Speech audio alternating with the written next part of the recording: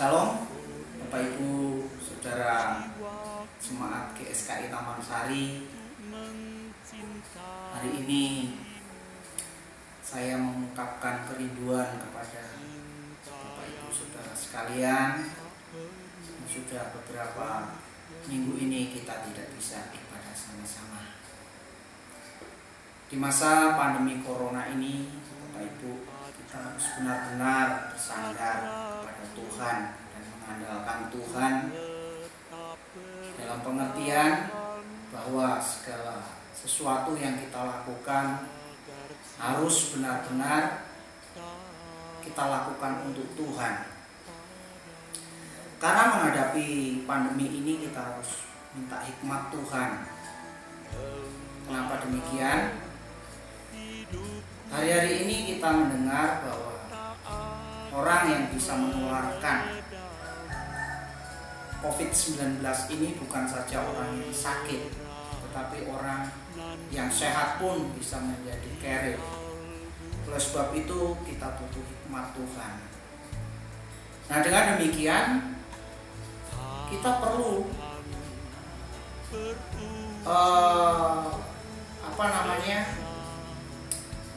peka.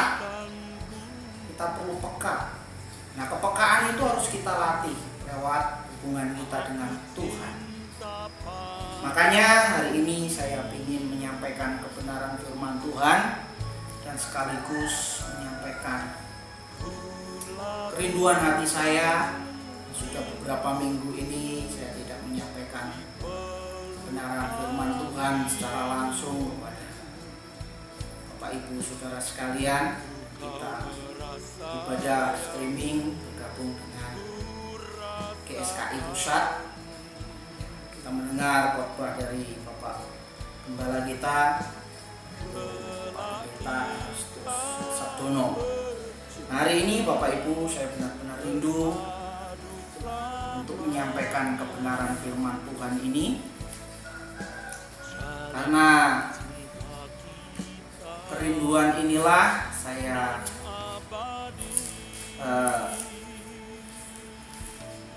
merekam ini untuk Bapak Ibu Saudara. Bapak Ibu Saudara, saya akan bacakan firman Tuhan untuk kita semua yang saya ambil di dalam 1 Korintus pasal yang kedua ayat yang ke-6. Demikian firman Tuhan. Sungguh pun demikian, kami memberitakan hikmat di kalangan mereka yang telah matang, yaitu hikmat yang bukan dari dunia ini dan yang bukan dari penguasa-penguasa dunia ini, yaitu penguasa-penguasa yang akan ditiadakan. Seperti saya bicarakan tadi, hari ini kita butuh hikmat. Hikmat tentunya hikmat bukan sekedar hikmat. Hikmat yang dikatakan di Alkitab ini adalah hikmat yang daripada Tuhan. Loh, kalau begitu ada hikmat yang dari Tuhan dan ada hikmat yang bukan dari Tuhan. Benar, Bapak Ibu. Hikmat yang daripada manusia, kita bisa melihat bagaimana kehidupan orang-orang yang ada di dunia ini, yang dipimpin oleh pengertian-pengertian mereka, sehingga mereka hidup menurut apa yang mereka pikirkan dan benar menurut apa yang mereka yakini. Kita lihat bagaimana kehidupan orang-orang dunia, bahkan orang-orang Kristen yang tidak dipimpin oleh Roh Allah. Mereka memakai hikmat manusia. Sebagai salah satu contoh adalah bagaimana hikmat manusia atau hikmat dunia ini mempengaruhi kehidupan orang percaya atau orang Kristen. Bagaimana dia mengharapkan hidupnya bahagia, bagaimana mengharapkan hidupnya ini dipuaskan, kedagingannya, egonya, supaya mereka bisa hidup sebagaimana wajarnya manusia hidup di dunia ini. kalau hikmat daripada Allah akan mengarahkan orang Kristen, orang-orang percaya itu hanya kepada satu tujuan. Bagaimana kita dikembalikan kepada rancangan Allah semula. Seperti minggu-minggu yang lalu, bulan-bulan yang lalu, atau tahun yang lalu yang sering saya sampaikan kepada Bapak Ibu.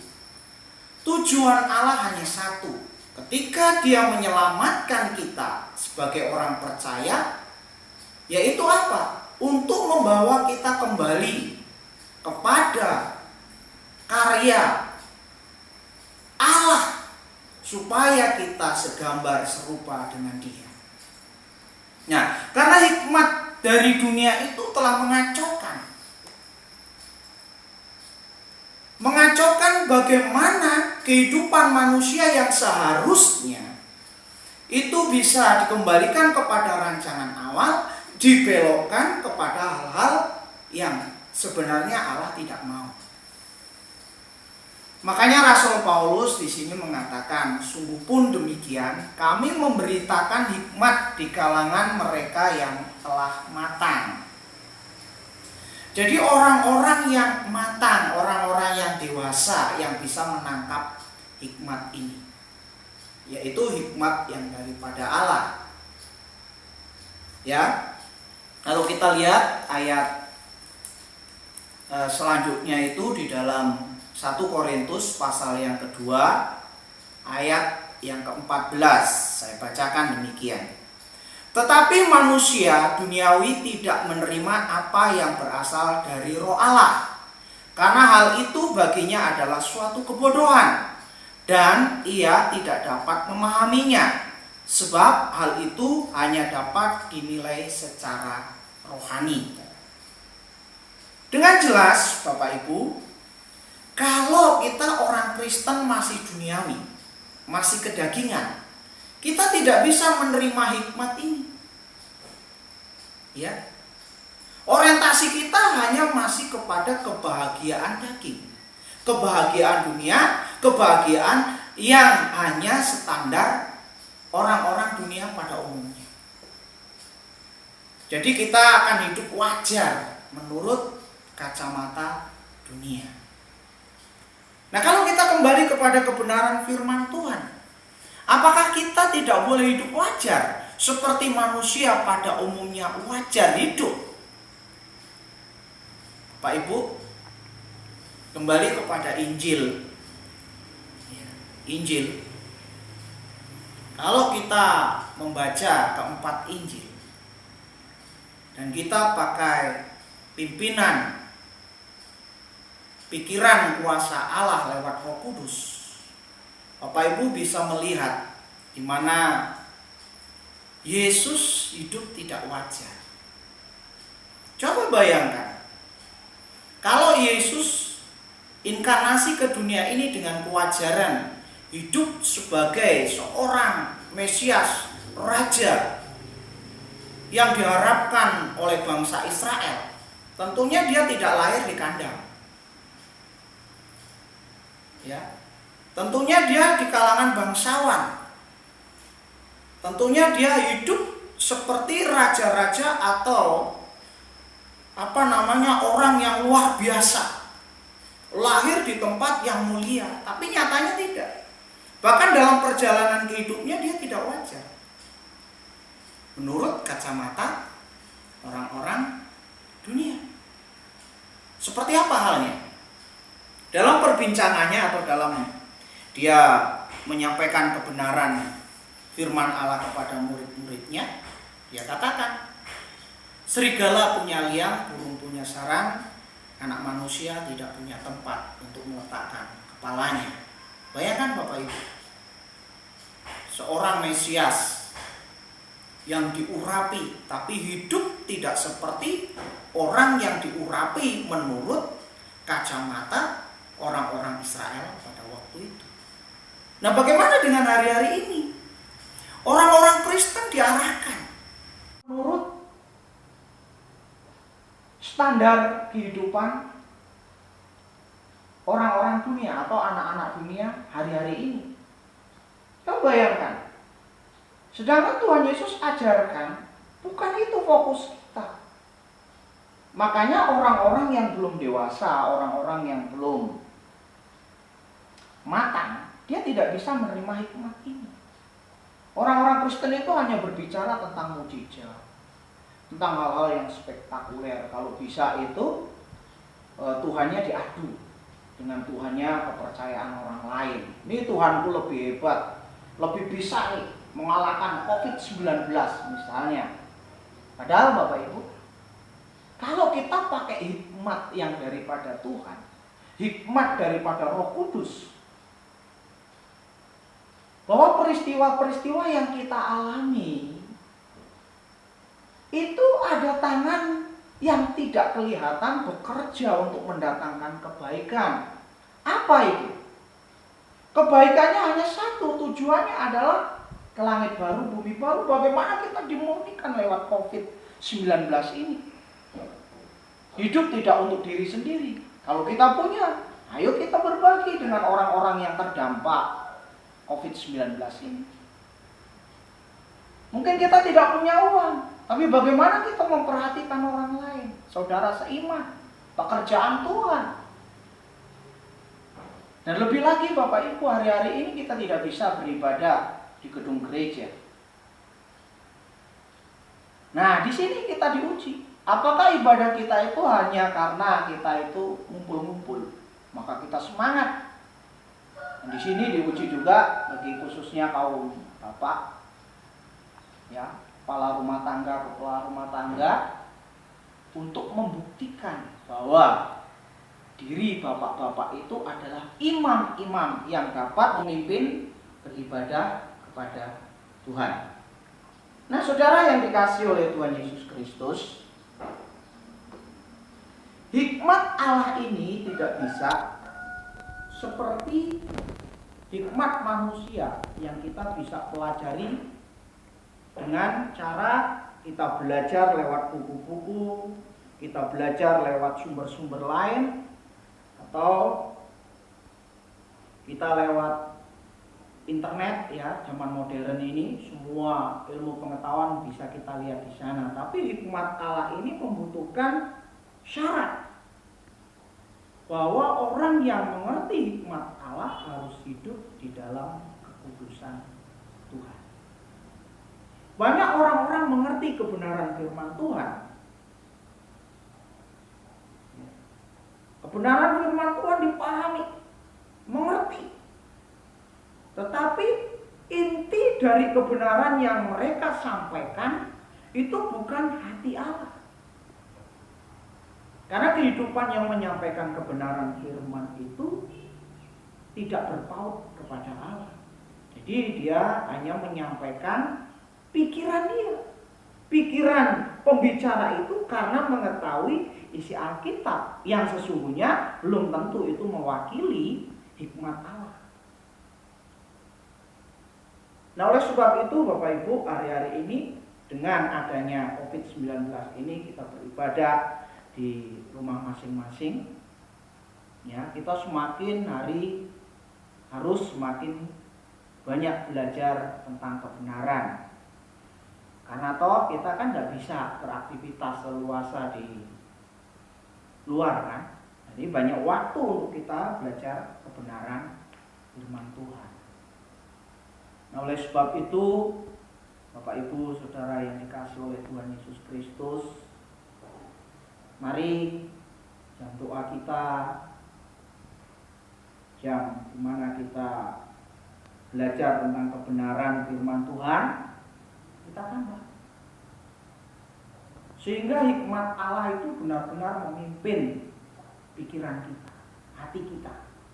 Bukan hanya sekedar kita pintar tahu kebenaran firman Tuhan. Ini, ya, saya sebenarnya rindu sekali kita berkumpul seperti hari-hari yang lalu. Nah, kerinduan hati saya, ya, sebagai gembala bisa melihat wajah Bapak Ibu. Tapi ya, pada keadaan dan kita tunduk kepada peraturan pemerintah, sampai pandemi ini berlalu, mari kita ikut menghentikan penyebaran virus COVID-19 ini dengan social distancing ya yang sedang digalakan. Dan biarlah melalui kebenaran firman Tuhan hari ini Bapak Ibu, makin hari kita mempersiapkan diri, karena kedatangan Tuhan Yesus yang kedua kali semakin dekat. Kalau kita mengenal kebenaran ini, atau kebenaran yang sampaikan minggu-minggu yang lalu, apa sih yang kita akan cari? Asal ada makan pakaian cukup, kita sudah punya itu. Sekarang kita mau belajar mengenal bagaimana pikiran Kristus lewat kebenaran Roh Kudus. Dan ini memang Bapak Ibu berat sekali. Saya sebagai pendeta gembala sidang pun berjuang. Kadang-kadang kedagingan saya juga masih muncul. Bukan kadang-kadang, sering kali, dan saya sering juga frustasi Bapak Ibu. Untuk menerima hikmat ini harus benar-benar suci. Pikiran, motivasi, hati kita itu harus suci. Dan itu tidak bisa kita pakai topeng di hadapan Tuhan. Karena kita yang tahu dan Tuhan yang tahu. Kalau suci, ya suci secara agamawi ya, dengan pakaian, dengan dipoles perilaku, tindakan, ya, kita bisa tutupi itu.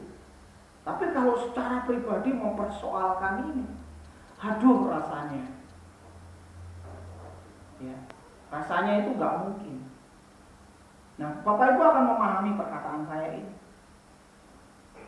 Sulit sekali ketika kita berdiam diri menghadap Tuhan, baik itu tengah malam, siang, atau di mana Bapak Ibu sempat.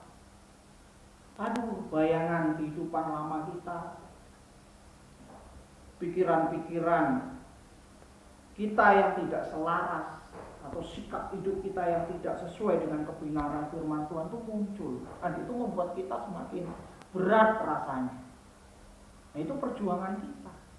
Bagaimana pikiran perasaan Kristus itu kita kenakan. Bapak Ibu, ini perjuangan kita.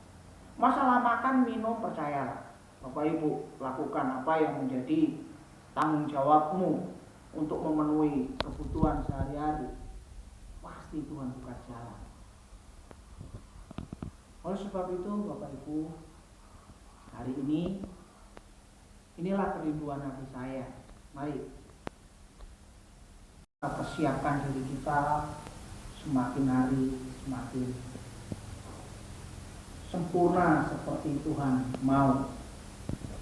Hendaklah kamu sempurna seperti Bapamu yang di surga sempurna. Oleh sebab itu, mari kumpulkan harta kita yang di surga. Ya, harta kita yang di surga adalah kebenaran yang kita miliki, kebenaran yang memenuhi pikiran dan hati kita. Nanti itu yang akan menggambar wajah batiniah kita ketika kita menghadap Tuhan, menghadap Bapa yang di surga. Oleh sebab itu, Bapak Ibu harus ingat 3 pilar dari gereja suara kebenaran, yaitu kekudusan. Kita harus hidup kudus. Kekudusan ini tidak bisa ditawar.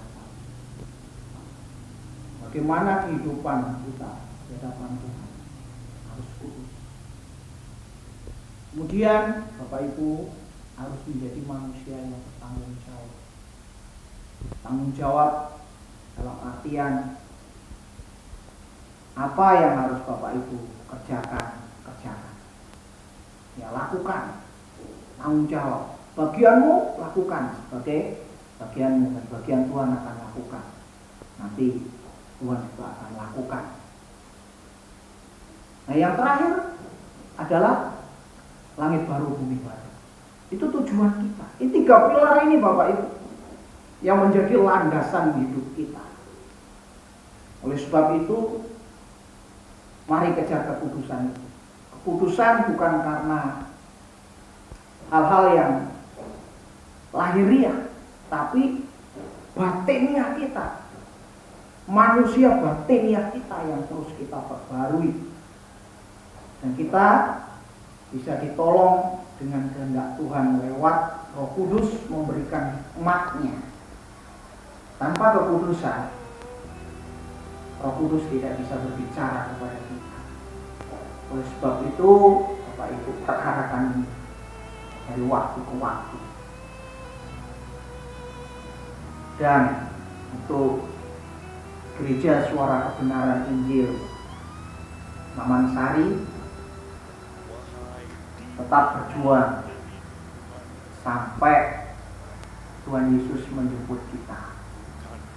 Biarlah melalui wabah pandemi ini Bapak Ibu semakin mendekatkan diri kepada Tuhan, dan ingat, tujuan kita hanya satu, langit baru dan bumi baru.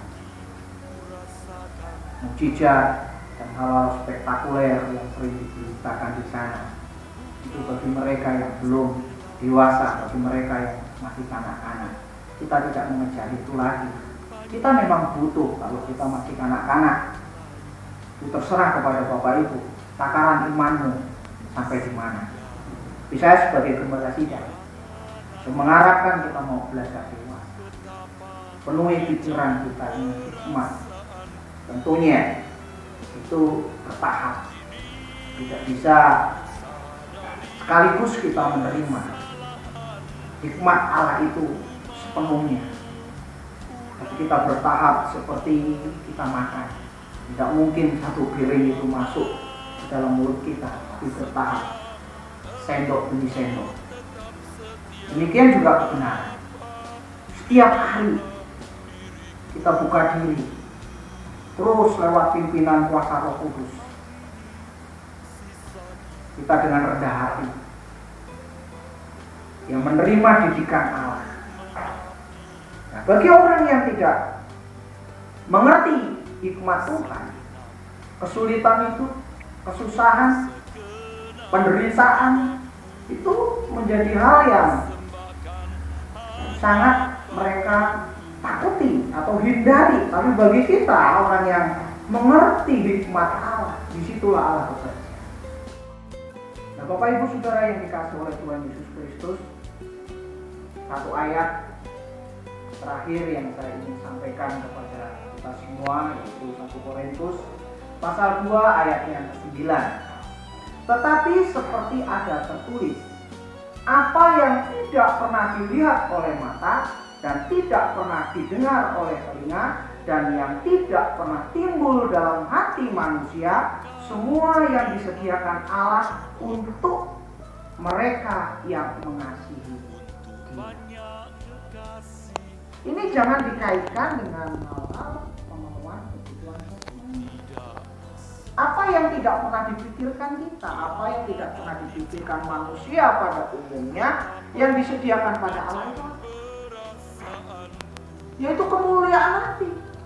Di langit baru, bumi baru, dan itu akan kita dapatkan kalau hari ini kita berjuang menjadi manusia yang dikembalikan kepada rancangan awal, mengumpulkan harta di surga.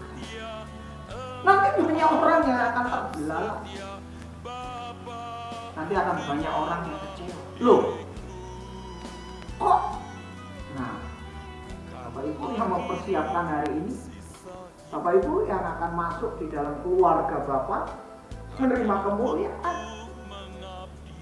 Sementara waktu yang kita dapat kita isi dengan itu. Dan mereka yang hidup dengan nikmat dunia mengejar hal-hal dunia seolah-olah Allah senang dengan pencapaian-pencapaian standar dunia. Apa itu? Pencapaian-pencapaian yang seolah-olah Allah suka. Ya, kalau bagi pendeta ya semuanya banyak, biasanya sah.